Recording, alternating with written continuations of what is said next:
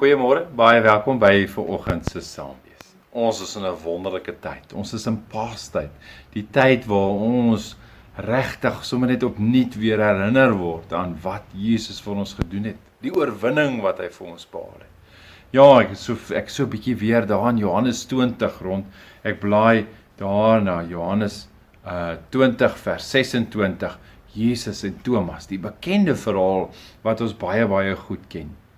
Onthou julle, ons het gister nog gesels hoe hy die Sondag aand aan sy disippels verskyn het, hulle gegroet het met die woorde, vrede vir julle. Soos my Vader my gestuur het, stuur ek julle ook. En dan 8 dae later was Jesus se disippels weer by mekaar, vers 26, lees hy daar. 8 dae later was Jesus se disippels weer by mekaar en Thomas was by hulle. Hoewel die deure gesluit was, het Jesus gekom en tussen hulle gaan staan en gesê, vrede vir julle. Daarna sê hy vir Thomas, bring jou vinger hier en kyk na my hande, en bring jou hand en steek hom in my sy, en moenie langer ongelowig wees nie, maar wees gelowig. En Thomas sê vir hom, my Here en my God. Toe sê Jesus vir hom, glo jy nou, omdat jy my sien? En luister baie mooi na hierdie volgende woorde. Gelukkig is die wat nie gesien het nie, en tog glo. Jesus het nog baie ander wondertekens wat nie in hierdie boek beskryf is nie voor sy disippels gedoen. Maar hierdie wondertekens is beskryf sodat julle kan glo dat Jesus die Christus is, die Seun van God, en sodat julle deur te glo in sy naam die lewe kan hê.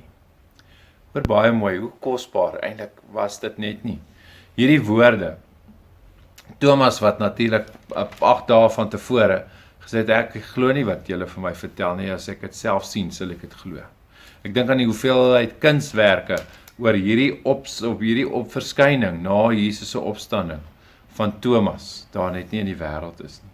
Dan hierdie wonderlike ding, Jesus gee hom hierdie uitnodiging, hy sê, kom hier, kom bring jou vinger. Hy bring hom nader, en hy sê vir hom, glo nou, omdat jy sien.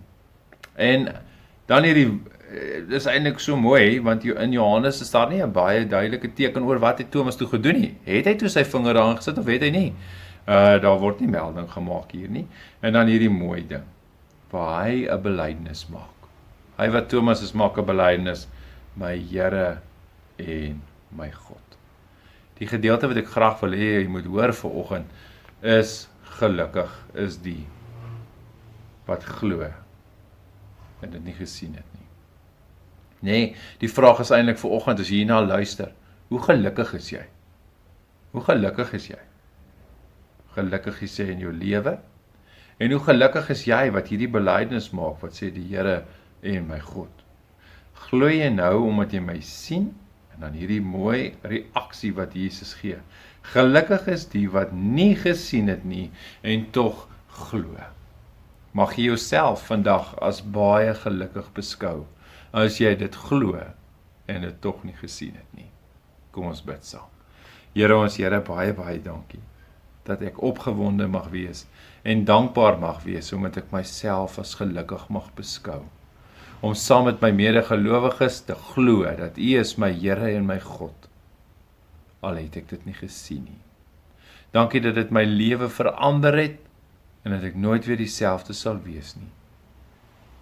Dankie Here, dat ek so gelukkig mag wees, omdat ek dit glo, al het ek nie gesien nie.